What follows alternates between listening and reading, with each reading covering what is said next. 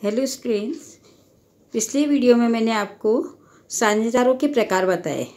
आज मैं आपको साझेदारी के प्रकार बताऊंगी। साझेदारी को दो घटकों के आधार पर विभाजित किया जा सकता है। एक तो अवधि के आधार पर, एक देयता के आधार पर। पहला टॉपिक है अवधि के आधार पर साझेदारी कितने प्रकार की होती है। इसमें भी दो प्रकार हैं, ऐच्छिक साझेदारी और विशिष्ट साझेदारी। ऐच्छिक साझेदारी, इस प्रकार की साझेदारी की रचना साझेदारों की इच्छा से होती है। ये उस समय तक चलती रहती है जब तक कि कोई साझेदार अलग होने का नोटिस नहीं दे देता, है ना। और कोई भी साझेदार अगर नोटिस दे देगा अलग होने का तो ये साझेदारी समाप्त हो जाएगी, यानी साझेदारों की इच्छा पे चलती है। ठीक है। दूसरा, विशिष्ट साझेदारी।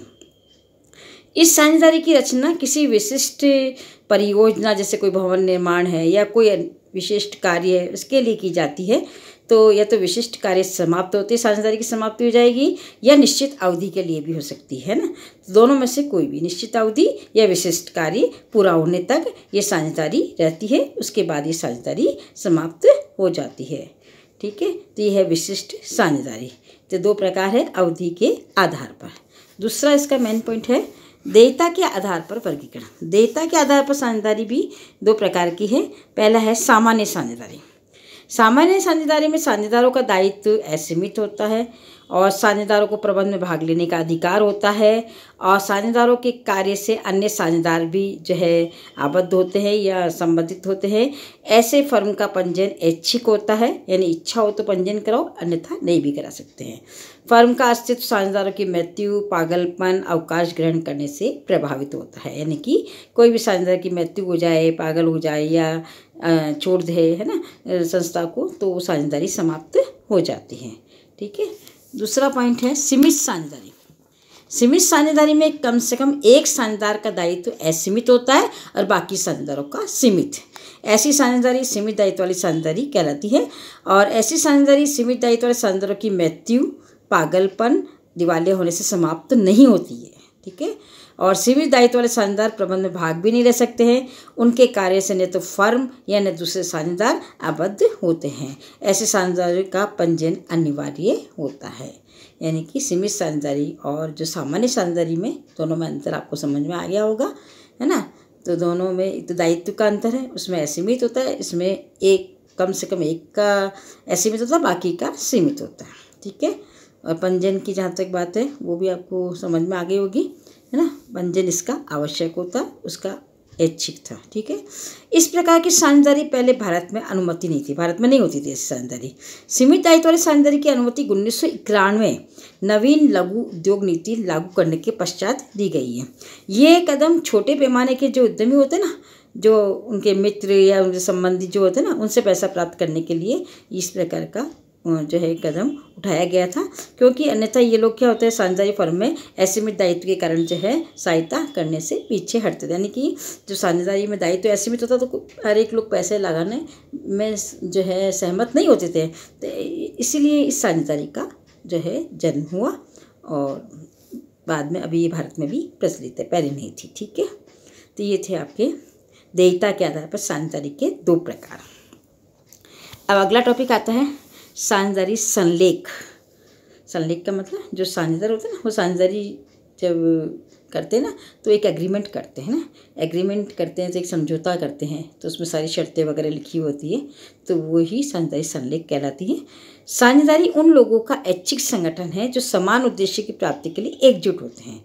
साझेदारी बनाने के लिए सभी शर्तें और साझेदारों से संबंधित सभी पहलुओं के संबंध में स्पष्ट समझौता आवश्यक है, यानी उनके बीच में समझौता होना जरूरी है, ताकि बाद में साझेदारों में किसी प्रकार की कोई गलतफहमी नहीं हो। अब ये देखो, ये समझौता लिखित भी हो सकता है और मौखिक भी हो सकता है ना। लिखित समझौता होना आवश्यक नहीं है, लेकिन अच्छा रहता है। इसके पीछे कारण क्या है कि लिखित समझौता होगा, कभी कोई मतभेद हो जाए ना तो आप उसका प्रूफ बता सकते हैं, लेकिन मौखिक का प्रूफ नहीं होता है, इसलिए लिखित करना ज़्यादा बेटर होता है। और क्योंकि ये निर्धारित शर्तों का प्रमाण भी होता है और लिखित समझौता जो साझेदारी में शासित करने के लिए जो शर्तें और परिस्थितियों का उल्लेख होता है उसे साझेदारी संलेख हम कहते हैं। ठीक है ना, यानी कि ऐसा एग्रीमेंट जिसमें सारी शर्तें वगैरह सब लिखी भी हो उसे हम साझेदारी संलेख कहते हैं। साझेदारी संलेख में कौन कौन सी बातें होती है, देखिए, फर्म का नाम, व्यवसाय की प्रकृति, ये स्थान जहाँ स्थित है, व्यवसाय की अवधि कितनी है, प्रत्येक साझेदार द्वारा किया गया कितना इन्वेस्टमेंट है, लाभ हानि का बंटवारा कैसे किया जाएगा, साझेदारों के कर्तव्य एवं दायित्व क्या होंगे और साझेदारों का वेतन या आहरण जो भी है, साझेदारों के प्रवेश और अवकाश ग्रहण के संबंधित जो भी शर्तें हैं, पूंजी और आहरण पर ब्याज कितना होगा, फर्म के समापन की प्रोसेस क्या होगी, खातों को तैयार करना और उसका अंकेक्षण यानी ऑडिट करवाना और विवादों के समाधान की पद्धति। ठीक है ना, ये सारी चीज़ें साझेदारी संलेख में लिखी हुई होती हैं। एक टॉपिक और है इसमें, साझेदारों के जो प्रकार बताए थे ना उसमें तुलनात्मक विश्लेषण। ठीक है, अब देखिए, सबसे पहले देखिए सीमित सक्रिय साझेदार। सक्रिय साझेदार में देखो इसके 3 टॉपिक हैं, पूंजी का योगदान और प्रबंध, लाभ हानि में हिस्सा और देनदार। ठीक है, तो सक्रिय साझेदार पूंजी लगाता है, प्रबंध में भागीदार है, लाभ हानि में भागीदार है और इसका दायित्व क्या होता है, असीमित होता है। और दूसरा है निष्क्रिय साझेदार, जो पूंजी तो लगाता है, प्रबंध में भाग नहीं लेता है। ठीक है ना, और लाभ हानि बांटता है और इसका दायित्व भी क्या होता है, असीमित होता है। तीसरा है गुप्त साझेदार, जो पूंजी लगाता है, प्रबंध में भाग लेता है, लाभ भाग तो लेता है लेकिन गुप्त रूप से, ध्यान रखना है ना, ओपन में नहीं, लाभ हानि भी बांटता है, असीमित दायित्व होता है। और उसके बाद नाम मात्र का साझेदार, जो पूंजी नहीं लगाता है, प्रबंध में भाग भी नहीं लेता है, लाभ हानि में भी भागीदार नहीं होता है, लेकिन इसका दायित्व क्या होता है, असीमित होता है। उसके बाद है विबंधन साझेदार, जो पूंजी नहीं लगाता है, प्रबंध में भाग नहीं लेता है, लाभ हानि में भागीदार भी नहीं होता है, लेकिन दायित्व क्या होता है, इसका भी असीमित होता है। प्रतिनिधि साझेदार, पूंजी नहीं लगाता है, प्रबंध में भाग नहीं लेता है, लाभ हानि में भी भागीदार नहीं होता है, लेकिन दायित्व असीमित होता है। ये जो आपने पहले साझेदारों के प्रकार पढ़े ना, उसका तुलनात्मक विश्लेषण बताया गया है। अब नेक्स्ट टॉपिक है पंजीकरण, कि साझेदारी फर्म का पंजीकरण कैसे किया जाता है। ठीक है ना, पंजीकरण का मतलब क्या है, साझेदारी फर्म के पंजीकरण का अर्थ है फर्म पंजीयन अधिकारी के पास रहने वाले फर्म के रजिस्टर में फर्म का नाम और संबंधित विवरण को प्रविष्ट करवाना है। ये फर्म की उपस्थिति का पक्का प्रमाण होता है। यानी कि जो साझेदारी फर्म हम जो स्थापित करते हैं ना, तो हम इसका रजिस्ट्रेशन कराएंगे तो क्या होता है, रजिस्ट्रार होता है ना, उसके जो रजिस्टर में फर्म का नाम अंकित होगा और सारी जो बातें उससे संबंधित वो उसमें प्रविष्ट होगी या अंकित होगी।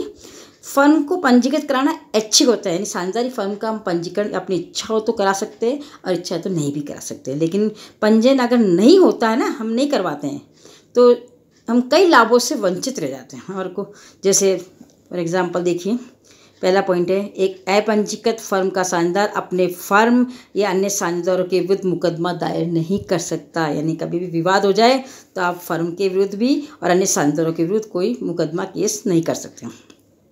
दूसरा है, फर्म अन्य पक्षों के विरुद्ध मुकदमा नहीं चला सकती, थर्ड पर्सन के विरुद्ध भी फर्म जो है मुकदमा नहीं कर सकती है।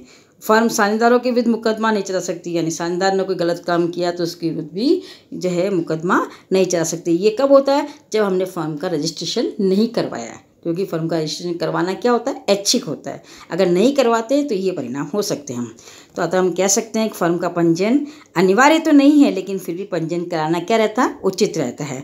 भारतीय साझेदारी अधिनियम 1932 के अनुसार किसी फर्म के साझेदार फर्म को उस राज्य के रजिस्ट्रार के पास पंजीकरण करा सकती है जिस राज्य में वह रहता है। ठीक है, अब पंजीयन की प्रोसेस क्या है, पहला पॉइंट है, फर्मों के रजिस्ट्रार के पास निर्धारित प्रपत्र जो फॉर्म होता है ना के रूप में आवेदन करना, और इस आवेदन में निम्न विवरण दिया जाता है। कौन कौन सी बातें उस फॉर्म के अंदर होती है जो भरनी पड़ती है, फर्म का नाम क्या है, वह स्थान जहाँ फर्म स्थित है और तथा वह स्थान जहाँ फर्म अपना व्यवसाय कर रही है। ठीक है, और प्रत्येक साझेदार के फर्म में प्रवेश की तिथि क्या है, तारीख क्या है, साझेदारों के नाम और पते और साझेदारी की अवधि, ये आपको सारे जो है फॉर्म में भरने पड़ेंगे।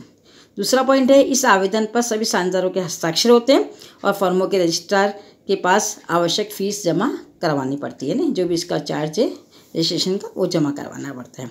तीसरा है स्वीकृति के पश्चात रजिस्ट्रार फर्मों के रजिस्टर में प्रविष्टि कर देगा और तत्पश्चात पंजीयन प्रमाण पत्र जारी कर देगा, सर्टिफिकेट जो है दे देगा, किसका, पंजीयन, रजिस्ट्रेशन का सर्टिफिकेट जारी कर देगा। ये इसकी पंजीयन कराने की प्रोसेस है। ठीक है, आपको पार्टनरशिप के बारे में जो भी बातें बताएगी वो समझ में आई होगी। और अब नया टॉपिक है सहकारी संगठन, जो हम नेक्स्ट वीडियो में बताएंगे। Okay, take care, bye.